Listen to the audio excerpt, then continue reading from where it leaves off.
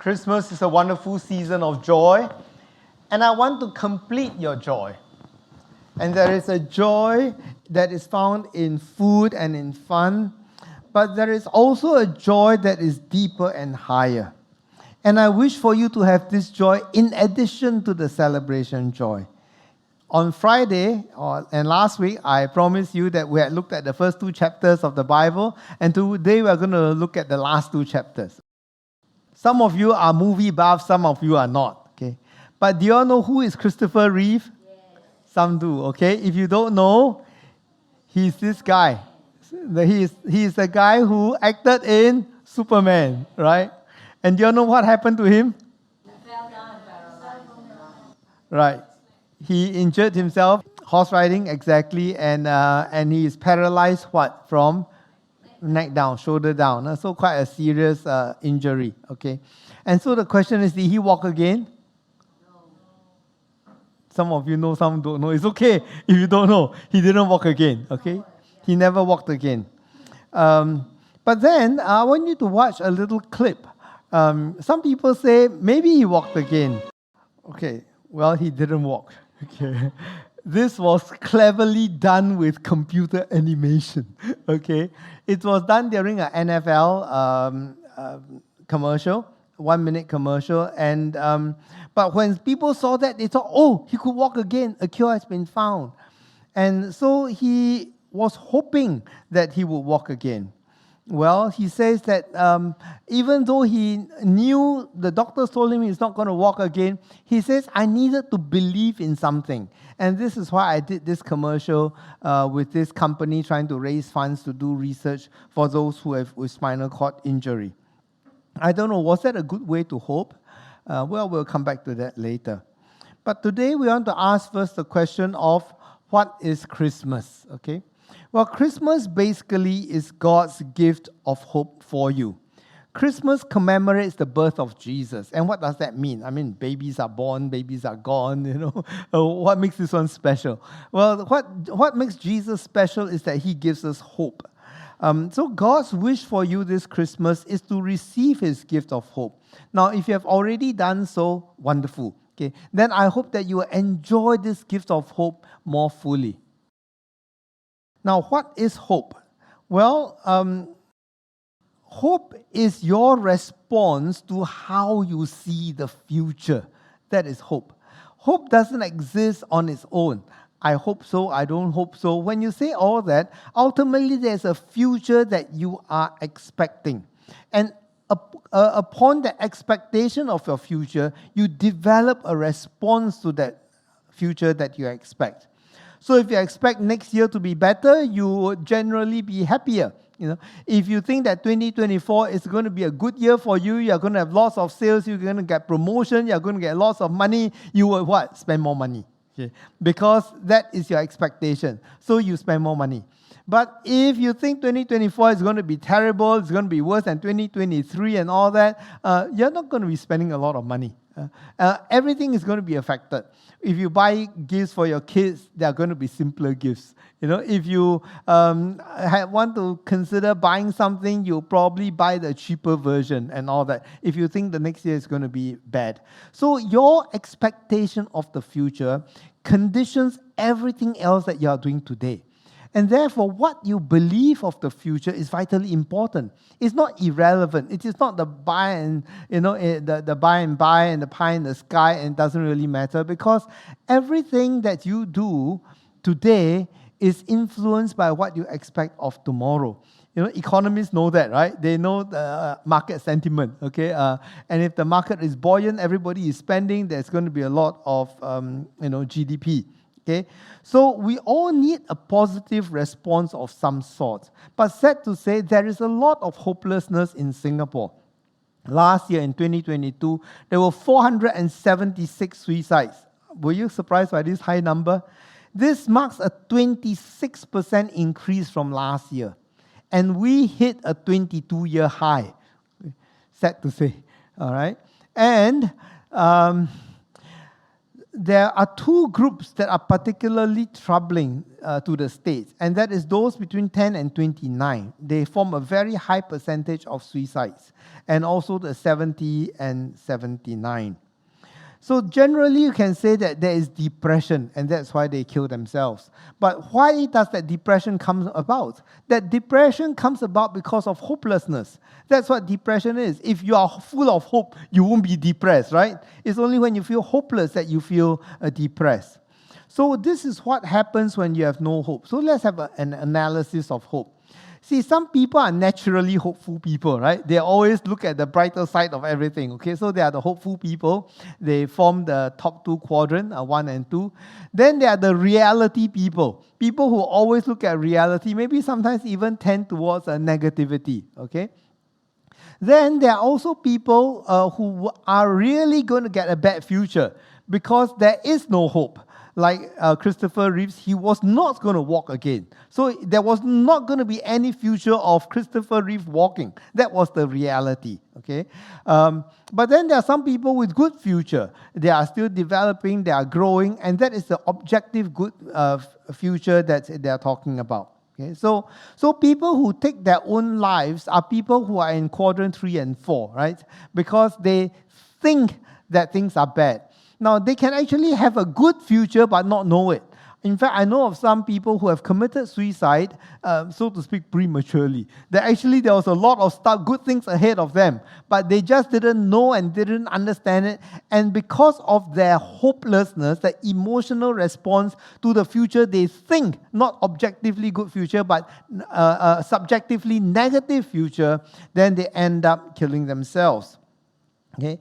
And of course, then there are those with false hope. So this is what Christopher Reeve was involved in. He's in quadrant number 1. He says, I need hope. Even if it's false hope, I need some kind of hope. Otherwise, I cannot live the next day. So he did that commercial believing that he was going to walk again in the next 7 years. Well, he never did. And then there is also that of true hope. Now, I'd like to tell you another story. This guy is Charles Krauthammer. He's not so well known in Singapore. How many of you know him? You all don't know him. Okay. He is a columnist for the Washington Post, and he is a Pulitzer Prize winner. He writes political commentaries and things like that. Okay. So what happened to this man? Well, he had a diving accident at the age of 22, and he lost the use of his legs. So he became a cripple. And he was a first-year medical student at that time, and he understood as a medical student, and he was from Harvard Medical School, brilliant guy. And even though first-year medical, you don't learn a whole lot yet, but still he was in that line, and he was really interested in all these stuff. And so when his own spinal cord was severed, he understood that there was no hope for him to heal, to get well. And so when Christopher Reeve did that commercial with him walking again, and everybody calling, everybody else saying, have they found a cure? Have they found a cure? This was what he wrote in his column. He said, I have long been reluctant to criticize Christopher Reeve. Why? Because they were fellow sufferers. He says, I really don't want to criticize him, but there are 3 things I want to point out. Number 1, all the people who believe cure is around the corner are non-medical people. Okay? If you are in medicine, you know cure is not around the corner. Okay? Number 2, if a cure is found, it would be for the recently injured. We old-timers, our spinal cord has been severed a long time. There is no chance of it joining back again. And number 3, if a cure is found, it will only be partial. You're not going to end up getting up and walking. Okay, so these are the realities that he lived with. So Krauthammer then decided to build his life based on no hope of recovery. And he still managed to find some hope out of that. Okay, now, by faith, he was a Jew. And he believes in God, but in some kind of a distant God. Okay, now I tell you another story. Okay, this story is this person called Joni Eareckson Tada. She had an accident also. She was 17 when she was in a diving accident, and she also became paralyzed from neck down. So I've chosen 3 people with who are wheelchair bound, but who responded differently in terms of hope. And then you're going to see how God's promise of hope makes that difference. Okay? Well, first she started with terrible depression. Can you imagine a 17-year-old, suddenly you are quadriplegic. Quadra means four. All four limbs cannot move. All right? Really, really bad. You'll notice on the wheelchair, even her arms have to be strapped down because they cannot balance themselves. Otherwise, they'll topple over. Okay? Well, eventually, out of her pain and her misery, she found purpose and meaning in her pain by serving those who are in the disabled community. Her faith in Jesus Christ led her through and gave her strength. She learned that she will be resurrected. And the story was told that when she learned that she was going to be resurrected, she was so delighted. She was so happy. She said, "You mean I'm just not going to be a floating spirit when I go to heaven, that God will actually raise this body and I will actually be victorious again. I can actually run around again. I can go diving again." And the preacher said, yes, that's exactly what resurrection means. Your body is going to be resurrected. So God promises a good future, and that was her true hope. So what happens then is that her life was built on purpose and on resurrection. And she ended up authoring more than 48 books about her life and how people can handle pain and disappointment and being an invalid.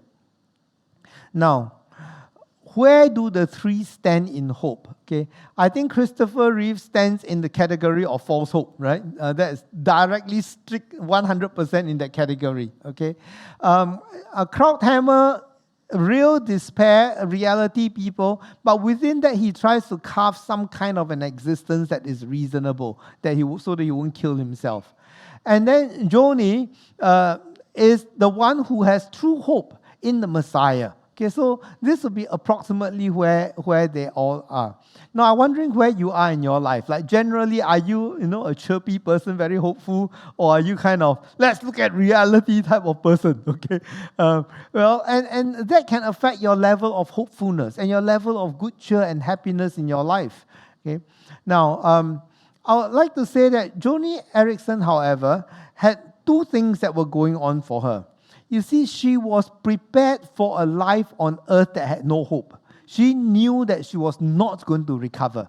So that was one set of reality. But there was another set of reality, that Jesus is going to resurrect her, restore her body, and therefore she has hope. She doesn't have this very limited hope of finding meaning in the pain, but on top of that, in the future, there is that restoration that she's going to enjoy.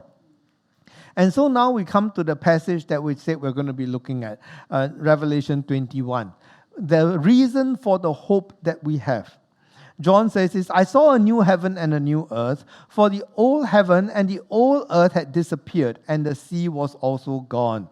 So what does it mean to see a new heaven and a new earth? Well, he also mentioned that we are living in the old heaven and the old earth. So right now there's a heaven and there's an earth, right? And this is the old heaven, okay? And this is the old earth, okay? He puts himself into the future. So he said, "I saw this new heaven, new earth, the old one had disappeared," okay?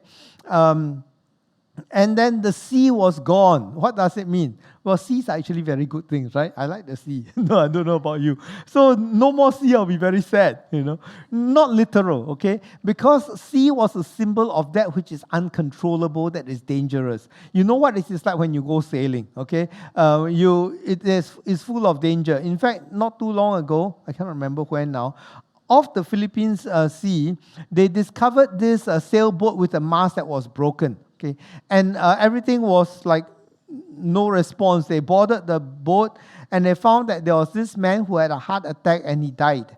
And his body had been mummified. His boat was drifting around for a whole year. Okay, That is the sea. The sea is a treacherous place, okay? But the sea is also a very important place. The sea is also a very important place because, we move goods around on the sea, right? So, and the Lord, out of His goodness and wisdom, made 3/4 of the earth sea. So now we know, it helps us move things around. It is a heat sink, and all kinds of good stuff, okay, which we're not going to. It's not a geography lesson today. So, okay, but it's also a symbol of danger and unpredictability, and that is gone. Okay? And then the next verse says, "And I saw the holy city, the new Jerusalem, coming down from God out of heaven, like a bride beautifully dressed for her husband." So the current city of Jerusalem is supposed to be a holy city. Is that a city of peace? No, right? You don't have to be very up on the news to know it's not a city of peace. Okay. In fact, Jerusalem is probably the worst city on the face of the earth today in terms of warfare. In terms of everybody claiming a piece of it, fighting over it, quarreling over it, no solution over Jerusalem. It's almost as if you can find a solution for Jerusalem and peace for Jerusalem, you can find peace for the whole world. Okay, because it is such a contested space, right? So he says, I'm going to see this current Jerusalem is going to be no more. And by the way, Christians, so many times Christians who are very much involved in the second coming of Christ, they look at Jerusalem and they say, this is happening, that is happening. Don't worry about it. It's the new Jerusalem that is going to come that counts, okay? This old Jerusalem is a battlefield for the people of the world. So don't get involved into that battlefield, all right? So it's not going to do you any good to get excited about it, okay? It's going to be the new Jerusalem that is going to come. And Christ is going to solve all the unsolvable problems of Jerusalem. And it's going to be a beautiful city dressed as a bride. Now, in apocalyptic literature, there are fanciful images that don't fit, okay? I mean, like, how can a city be dressed like a bride? I mean, think of it, cities cannot be dressed like a bride. Or how can a lamb sit on a throne, So there are all these images in apocalyptic. It's a certain style of writing that puts all kinds of crazy images together so they can convey a lot of meaning all at once, okay? But there's one thing about bridal dresses, okay? All brides are beautiful, right? Yeah, right? Correct? All brides are beautiful. You're not so nice, they somehow make you beautiful. Okay. And in every custom, it is the same thing. The bridal dress is to make you beautiful. Right? The bridal dress is there to cover up all your flaws. Okay? You don't go for your wedding in your swimsuit, with all kinds of things hanging out. It's not supposed to hang out, right? So you don't do that. Okay? The bridal dress covers up all the flaws to make you beautiful. And so this is what it means. The church is often called the bride of Christ, and this bride is many times has a lot of imperfections. Okay, and God dresses this church up. He dresses His bride up, and so that it is beautiful and for Himself. And then the very important phrase here is coming down from God. Coming down from God. So we must not think of ourselves, and this is an escape going off to heaven. Okay, the people of the world think they are very clever. Earth is in trouble. We better build a spaceship that can go to Mars, right? Somebody has been doing that. Okay, and everybody says, "Wow, so visionary, so clever." God's solution from 2,000 years ago was a totally different one. He says, I'm not going to take you away to another place and let this place rot. I'm going to save this place. Okay, this place is going to be saved. The earth will be saved. Okay, you're not going to be going to another place, and kind of escape. Christ is coming to save this place. Remember the Garden of Eden where Adam lost the fight? Well, Christ won the fight. You see, it's almost like this, If you are in a playground, okay, and you're playing with all the kids, and a bully comes along, kicks sand in your face and says, I want to play this slide, you cannot play, okay? Kick you out, all right? You go home, you tell your dad, okay? Your dad says, never mind. I bring you to eat ice cream. Okay, okay, so you are sort of comforted. I bring you to eat ice cream, but has the problem in the playground been resolved? It's still not resolved. And so people who say that salvation equals going to heaven is like that. It's your dad bringing you to eat ice cream. And then the problem on earth is still not solved, but that is not the case for Christ. He is going to come to solve the problem on the earth. So the final hope for you is not to die and float up to this place called heaven, but that heaven is going to come down to earth. It will be a new heaven and a new earth. So your victory is going to be both spiritual and physical. All right? And then, verse 3, I heard a loud shout from the throne saying, God's home is now among his people. He will live among them and they will be his people. God himself will be with them. So this is where we see God and man reconciled. All the broken relationship between God and man is reconciled. A picture of restored relationship.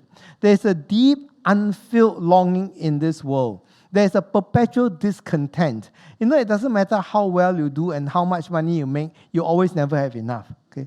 If you are very successful in a certain year and you exceed your target maybe by 5 times, you'll be very happy. Everybody will congratulate you. And then after it is over, maybe 1 week later, you say, well, so what? What's going to be next year? And that temporary happiness will die away.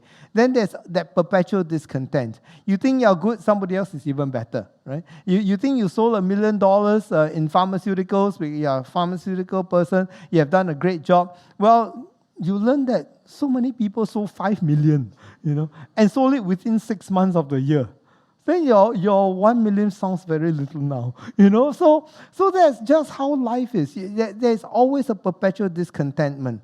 But when that relationship is restored, those deepest needs are fulfilled.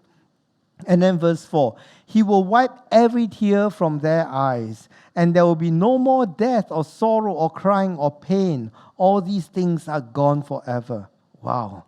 Isn't that fantastic? That all these things are going to be gone forever. Okay, last week we heard that God will wipe God said God will keep every tear that has been shed in a bottle. Okay, so while in this old earth, God's assurance to you is, I understand your pain, I know your pain, I recognize your pain, I've entered into your pain, I feel your pain. But in the new heaven and the new earth, that pain will be wiped away. That pain will be wiped away. So he tells you there will come a day when tears will stop. That is when death, the greatest evil of all, will be no more. So let me tell you, some people say, why is resurrection such a big deal? I mean, you always talk about the resurrection. Well, I think the resurrection is a big deal, okay? First of all, because without body, we cannot touch. Have you ever watched those cartoons, Casper, the friendly ghost and all that? When they eat something, it drops through because, there's nothing to hold the food that they eat, right? They are spirit, they cannot eat, okay?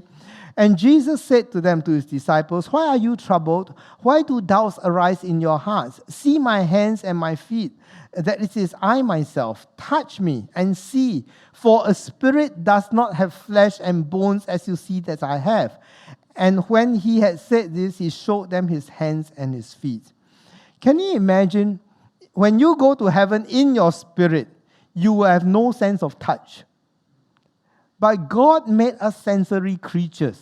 Okay, we'll not talk about all the senses, but let's today just talk about 2. The first one I want to talk about is the sense of touch. Meaning that you will never be able to touch somebody again after you die. And nobody is able to touch you again. You'll never be able to feel touch. So what good is heaven if you cannot touch? That's why we need to have our bodies again. Okay? Now, in this movie called Ghost, in 1990, Patrick Swayze and Demi Moore were acting in this show. Okay, just to recall a little bit. Patrick Swayze acted as Sam, and he died because of a mugging. And he tried to communicate with his wife, whom he loved dearly and loved very much. And so eventually he got the help of poltergeist on how to move objects, learn how to move objects even though he's spirit, so that he could communicate with his wife. I'm not saying I believe all this, but that's how the story goes, okay?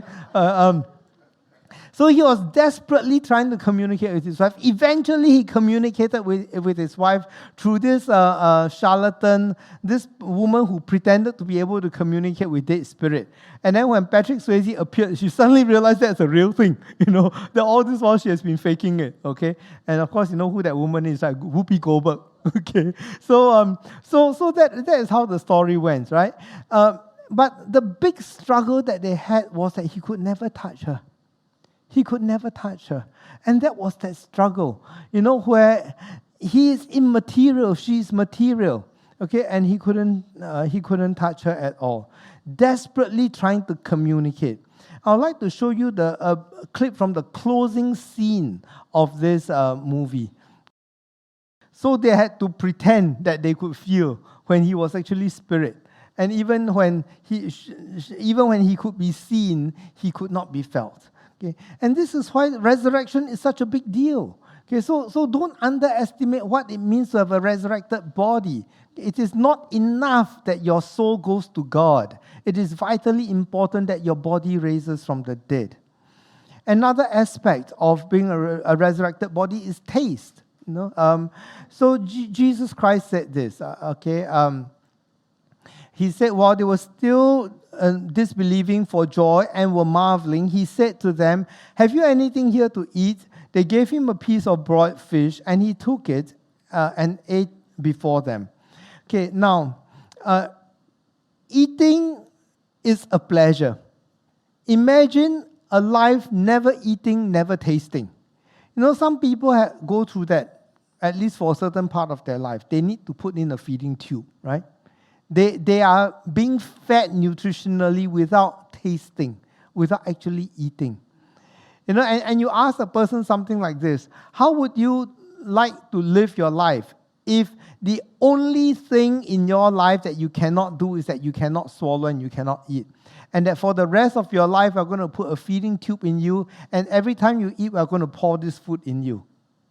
People will say, not worth living. Not worth living. Even if you are not a foodie, okay, yet the gift of food and eating good food is something that God has given to us. And so in the resurrection, you're going to eat again. You're going to eat again. Okay? So let's continue with our story of these three people. All right? How did they end up? How did all end up? Number one, Christopher Reeve died at the age of 52. Okay? He lived with false hope. He planned to walk again, but he never did. Okay? That is one style of life that you can choose. Living a life of false hope. Sad to say, some Christians do that, I mean, they may have hope of the resurrection, but in this life, they have all kinds of false hope. Like, you never study and then you say, I pray hard enough, God will make me pass, Or your house is worth $500,000 and say, I want to sell it for $1 million. God will make it possible. Things like that. So there are Christians in this world who use God for every excuse for their false hope. Okay, like Christopher Reeves uses science as his excuse for false hope. All right, but what did it do? His false hope never did him any good. Kraushammer died at the age of 68. He lived with reality. He planned his life around not walking. And he lived a hope that is carved out of despair. But he still survived, and he did, in that sense, reasonably well. But, you don't have to choose hopelessness. Okay? So, can you say together with me, I will not choose hopelessness? Shall we say that together? I will not choose hopelessness. Okay, so you don't ever make that choice in your life. Okay? Never choose hopelessness. Okay? And then you have Joni Eareckson. She is still alive today, just in case you all don't know, age 72. She outlived the two of them, okay? And she's still alive today. Okay? She lived around God's purpose while on this earth. And she lives with the blessed hope of the resurrection. Okay? So I think this is what we need to choose. We need to choose God's future. And we need to choose true hope. So will you say together with me, I choose God's future for me. Let's say that, okay? I choose God's future for me. And that I will choose true hope, okay? I will choose true hope. So never choose hopelessness. Always choose God's future. Always choose true hope. So Christmas is the gift for your future. and for you. And it is not just future, it affects you today. Everything that you do today is affected by what you believe is going to come about in the future. So God's wish for us now and for the future is a good wish. It's a good plan. What a wonderful God. So God wants you to have purpose in your life. He wants you to live with the resurrected life in view. So then, I would just conclude by asking this question. How do you get such hope? Is it human will alone that is going to give you such hope? How do I make God's wish for me a reality? And this is found also in Revelation 21, verse 5. It says, "And the one sitting on the throne said, 'Look, I'm making everything new.' He also said, 'To all who are thirsty, I will give freely from the springs of the water of life.'" So there it is. You have the answer. All you need is to be thirsty. All you need to do is to want it, and you will have it. And this is all God is saying about hope. If you want my hope, all you want to do is to want it. That's all. Okay, want it and you have it, and it is all yours as long as you want it. So what you believe about God and what you believe about your future determines what you are today, right? And also, that God has given you a wonderful future. You just need to want it. Don't be stuck with all the misery and the realities. There are realities, but there is also a future that is bright with promise. Okay? So I want you now to be the preacher. Okay? You go and turn to the person beside you and say, God has given you a wonderful future. Can you say that?